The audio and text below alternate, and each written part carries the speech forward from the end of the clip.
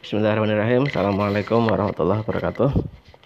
Dari semua, hari ini kita akan mulai topik besar yang baru, yaitu ada 3: forecasting, regression, and correlations. Jadi ini menyangkut pengolahan data untuk membuat forecast, atau kadang-kadang diterjemahkan dengan peramalan, tapi peramalan yang ilmiah gitu. Atau regresi itu bisa digunakan juga untuk peramalan, tetapi nanti saya jelaskan bedanya apa itu dengan forecasting dan korelasi. Oke, nanti akan kita jelaskan. Sebelumnya, untuk pembahasan assignment terakhir yang masalah skewness dan kurtosis, jadi kita sampaikan dulu bahwa skewness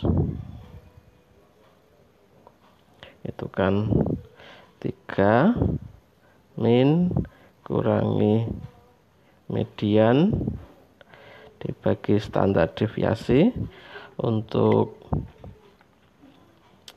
responden yang male, laki-laki, 69,75 dikurangi 67,73 dibagi 10,48 atau 49. Ya, 48 atau 49. Itu ya. Ini kalau dihitung 0,57 atau 58. Terus pembulatannya 0,576 atau 58 juga boleh dibulatkan ke atas sedikit. Jadi skewness itu apakah positif atau negatif? Ini berarti positif, walaupun positif kecil ya. Ini positif. Apa itu skewness positif? Jadi skewness positif itu dia ada kecenderungan melebar ke kanan gitu. Jadi ini bagi yang membaca grafik gitu, dia harus punya feeling bahwa responden ini ada yang memiliki kecenderungan ke kanan. Kalau denyut jantung berarti ada beberapa orang yang tinggi denyut jantungnya. Itu bagi pembaca, bagi pengguna user penelitian ini gitu ya. Kalau kurtosis itu sama dengan Q3 dibagi Q1 Q3 min Q1 per 2 P90 min P10.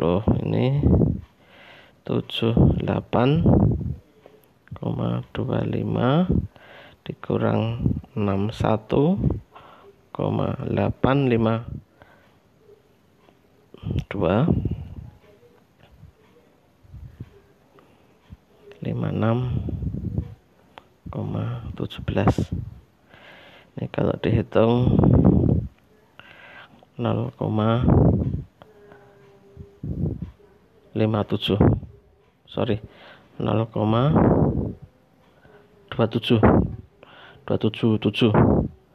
0,277 which is 0,277 ini lebih besar daripada 0,263.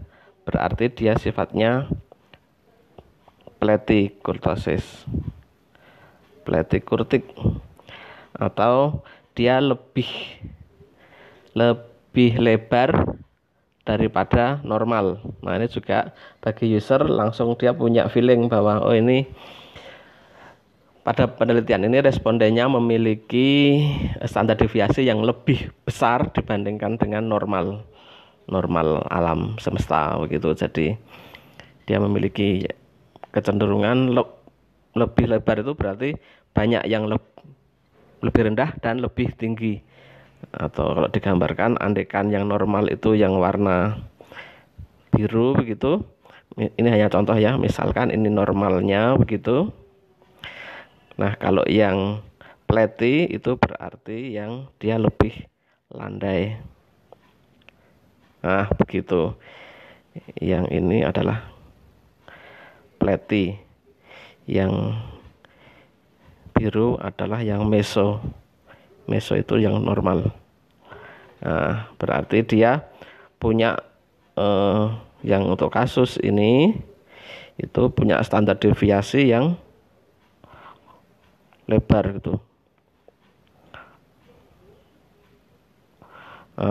Itu dia berarti rentang ordinary-nya yang kemarin min 2S plus 2S itu berarti dia sangat lebar. Boleh hati-hati di sana. Jadi ini membaca data flatty itu lebih harus hati-hati dibandingkan dengan yang meso. Gitu ya. Nah, kalau misalkan nanti suatu saat Anda ketemu yang lebih kecil atau lepto begitu, pakai warna apa misalkan lepto itu pakai warna ungu begitu, berarti dia kira-kira adalah, nah ini berarti respondennya memiliki rentang yang sempit. Berarti ini lebih apa ya, lebih presisi, lebih bagi pembaca data itu, ini orangnya lebih sehat-sehat ini, itu bisa begitu gitu ya, lebih seragam denyut jantungnya begitu. Oke, jadi itu silakan yang belum benar dibenarkan jawabannya. Jadi untuk review ya, jadi selama ini kita sudah belajar apa yang kita sebut sebagai inferential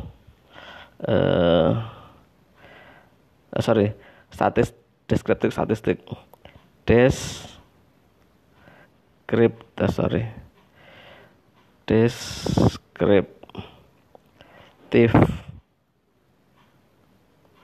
statistics,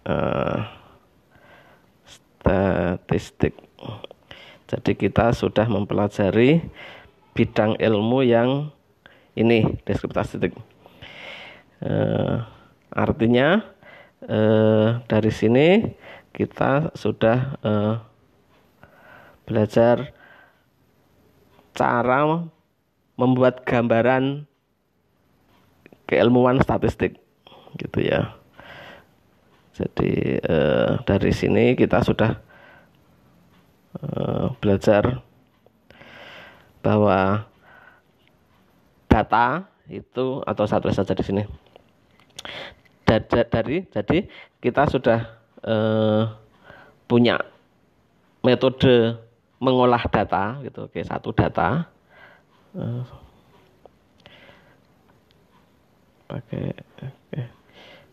dari data itu ya.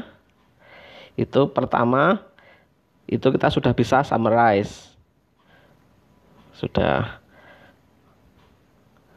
Itu kita kemarin dengan distribusi frekuensi. Itu summarize. Sudah tahu ilmunya. Setelah disummarize, kita sudah bisa menghitung apa yang disebut sebagai, atau sudah bisa menggambar dulu graphing. Kita sudah bisa graph. Dari situ kita juga sudah bisa menghitung apa yang disebut sebagai central tendency. Central tendency saya tulis dulu ilmu besarnya. Central tendency ini ada subnya mean, median, mode. Nah, ini kita sudah belajar. Kemudian kita sudah belajar juga dispersion, sebaran. Dispersion. Ini kita sudah belajar Q1, Q2, Q3, B, P10, sebenarnya P semuanya ya, P90 ini juga bisa Anda diarahkan ke D juga, yakin insya Allah udah bisa dispersionnya. Dan yang paling penting kemarin kita sudah belajar standar deviasi. Nah kemudian kita sudah belajar juga skewness dan kurtosis. Nah ini secara ilmu statistik deskriptifnya sudah lengkap. Anda sudah bisa mengolah data, kemudian menyajikan dengan analisis perhitungannya, gitu ya. Oke, ini harap Anda filing, baik file di catatan dan juga file di kepala gitu. Besok nanti kita gunakan untuk UTS gitu. Kemudian kita tambahi beberapa materi yang mulai hari ini baru, yaitu forecasting. Gitu ya, silahkan dicek lagi file-filenya. Next, kita akan hari ini fokus ke forecastingnya. Forecasting atau peramalan. Ya, nih. Forecasting atau peramalan. Nah, forecasting itu untuk memproyeksi ke depan gitu ya. Misalkan ini saya berikan contoh kasus. Jadi ini model bisnis kayak begini, ini model bisnis startup gitu ya. Jadi ini misalkan ini kalau nggak salah saya ambil data dari, kalau nggak Amazon, saya lupa ini. Jadi dia punya profit bisnis begitu, catatan bisnis dari 2013 sampai 2020 itu. Kemudian dia punya profit juta US dollar begitu. Nah kemudian ini adalah jumlah member acquisition. Jadi bisnis-bisnis kayak misalkan Alibaba atau Amazon atau apa yang di Indonesia Bang Shopee atau apa itu Lazada, Tokopedia, kemudian apa itu kan dia nggak punya toko tapi bisa jualan kemana-mana, ya hebat itu. Jadi ya itu bisnis model zaman sekarang begitu ya. Kayak misalkan apa menteri itu kan, Menteri Nadiem Makarim itu kan koordinator ojek kan. Dia itu punya bisnis ojek besar tapi nggak punya motor gitu. Atau ya itu sama, itu juga zaman sekarang itu bisnis itu bisnis hotel terbesar nggak punya hotel, toko buku nggak punya buku, jualan macam-macam nggak punya toko begitu, hanya dia punya member of acquisition, jumlah rekanan gitu. Oke, jadi ini kita punya data seperti itu. Nah, forecast itu dia ingin mengetahui bagaimanakah perkiraan profit ke depan. Jadi misalkan dia ingin tahu kira-kira profit tahun 2021, 2022, 2023 dan seterusnya begitu. Berapa angka di sini? Nah, begitu. Nah, kalau forecast itu berarti asumsinya kondisinya kira-kira tidak akan banyak berbeda dengan kondisi sebelum-sebelumnya. Jadi tidak ada tindakan drastis, baik itu gangguan maupun opportunity gitu ya. Jadi ya business as usual. Kemudian kalau ada tindakan-tindakan ya tindakan-tindakan yang business as usual, yang biasa-biasa aja, iklan, kemudian nego, kemudian ya pokoknya seperti biasa. Jadi forecasting itu seperti itu. Nah nanti kalau sudah tahu forecastingnya baru diputuskan kita mau naikkan atau enggak. Kalau naikkan berarti harus ada sesuatu yang diperbuat, atau misalkan bagaimana cara menambah akuisisi dan sebagainya, itu nanti dibahas di regresi gitu ya. Tapi kalau yang forecasting itu kita akan mengetahui jika bisnis as usual ke depannya akan tumbuh seperti apa gitu. Oke, jadi kalau forecasting itu yang dipakai itu hanya data tahun dan data yang ingin di forecasting, dalam hal ini adalah profit. Jadi kita ingin meramalkan profit beberapa tahun ke depan. Sebenarnya juga bisa ingin meramalkan akuisisi kedepannya berapa. Oke, nanti bisa Anda kalau mau dikembangkan ke sana boleh. Tapi yang saya bahas adalah bagaimana kita akan melihat memforecast profit beberapa tahun ke depan gitu ya. Nah, cara yang akan saya berikan itu yang paling ilmiah yaitu least square. Forecasting uses least square method begitu ya. Caranya, jadi ambil tahunnya itu diwakili dengan numbernya aja. Jadi 2013 itu dianggap tahun pertama karena ini data pertama. 2014 kedua dan seterusnya. Jadi yang diambil itu adalah ininya saja dan ininya gitu ya. Oke, kita pindah ke sini. Jadi ini mewakili tahun 2013, 2014 dan seterusnya. Kemudian ditulis profitnya pada tahun itu, gitu ya.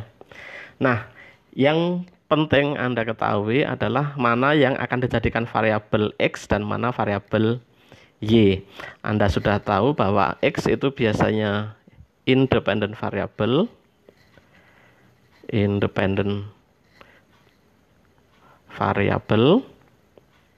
atau variabel bebas gitu. Y-nya adalah yang dependent, yang terikat. Dependent variable yang terikat. Ini yang bebas, ini yang terikat. Terikat dan bebas itu seperti apa? Seperti ini. Jadi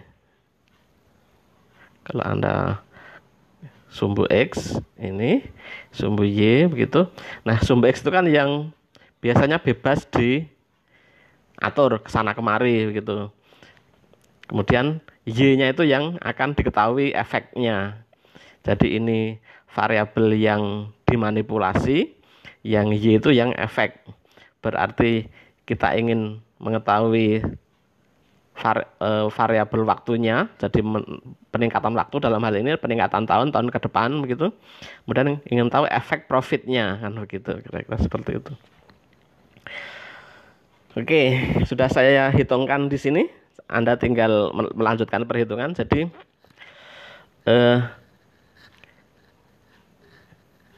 ini adalah variabel X, ini adalah variabel X. Ini adalah variabel Y, begitu ya. Nah, ini adalah sigma X. 36 itu adalah sigma X. Sigma X adalah 36. Ini sigma Y, 2672. Anda tinggal pakai gitu ya. Nah, means, Anda sudah paham juga, means itu berarti 36 dibagi jumlah data 8. Means X, means Y, means Y berarti sama dengan 2672 dibagi 8 juga. Nah, Anda nanti hitung sendiri. Hitung berapa? Ya, ini sebagai assignment ya. Ini sebagai assignment. Silakan dihitung. Dihitung juga. Terus kemudian pastikan bahwa ini min 3,5 itu dari dari 1 dikurangi min. Itu ya. Ini itu didapatkan, saya tulis di sini. Itu rumusnya kan X sebenarnya XI min X bar. Itu berarti 1 min di sini yang Anda hitung. Kemudian ini yang pertama adalah 35. Kemudian demikian juga yang ini. Yang 2 min 2,5 itu berarti adalah 2 min. Dan seterusnya. Anda pastikan ini Anda memahami angka-angka di sini. Itu ya. Demikian juga yang ini, yang min 8,4. Ini adalah 250 dikurangi minnya Y. Itu ya. Yang min 65 ini itu adalah dihitung dari 269 dikurangi min Y dan seterusnya. Ini seperti rumus ini, Y min Y min gitu ya. Ini saya di sini itu YI min Y min gitu ya. Oke. Kalau Anda sudah memastikan angka-angka ini benar, Anda tinggal cocokkan, oh angka-angkanya berasal dari itu, sudah paham bahwa, saya ulangi, berarti yang 96 itu dari 430 dikurangi rata-rata tadi yang dihitung di sini. 3,5 itu dari 8 dikurangi rata-rata di sini. Nah, oke. Kalau sudah, tambah tabel sebelah kanannya, ini saya hapus saja biar tidak mengganggu. Nah, kemudian tabel berikutnya, tabel yang ini, itu dikalikan antara ini dengan ini. Berarti ini kali ini hasilnya ini.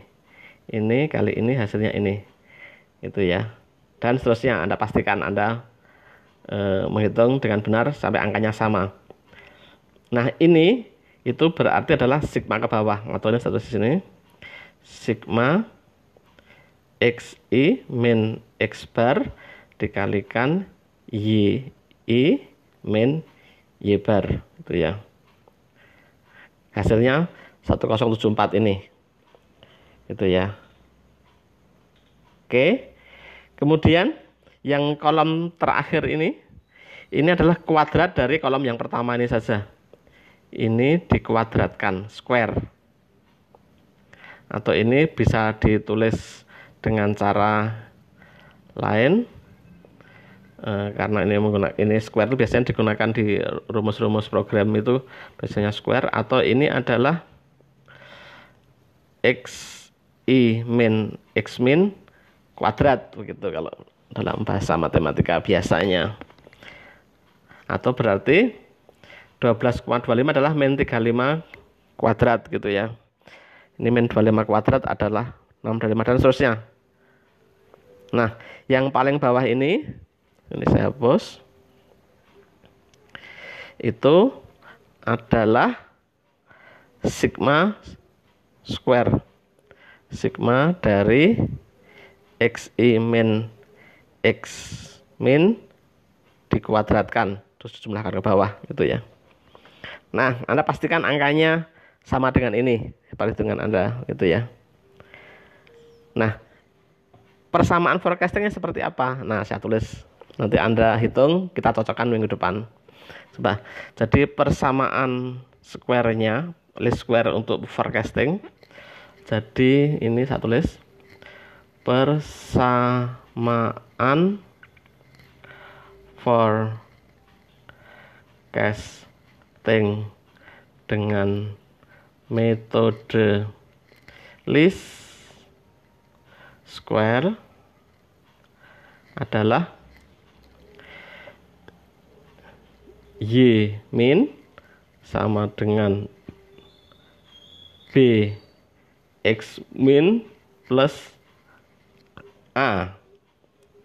Y min udah tahu, X min udah tahu, nah B dan A nya yang dihitung. Ngitung B nya gimana? Rumus B nya adalah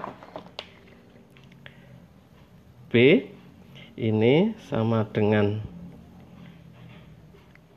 sigma XI min X min YI min Y min sorry, ini nggak usah pakai ini, besaran kelihatan rumit. YI min Y min, nah baru kurung begini, dibagi square atau kuadrat, sigma dari square, sigma dari XI min X min kuadrat. Nah, Ini berarti, perhatikan ini, yang bagian atas tuh yang ini. Bagian atas yang ini. Bagian yang atas. Sigma dari X min, Y min, sigma ke bawah. Yang bawah itu adalah ini. Berarti nanti Anda tinggal masukkan angka yang bagian atas, bagian yang bawah ketemu B. Anda hitung, nanti kita cocokkan pekan depan. Nah, kalau sudah ketemu B-nya, berarti A sama dengan, tinggal dibalik rumus ini. Y min kita sudah tahu, min B sudah dihitung di sini.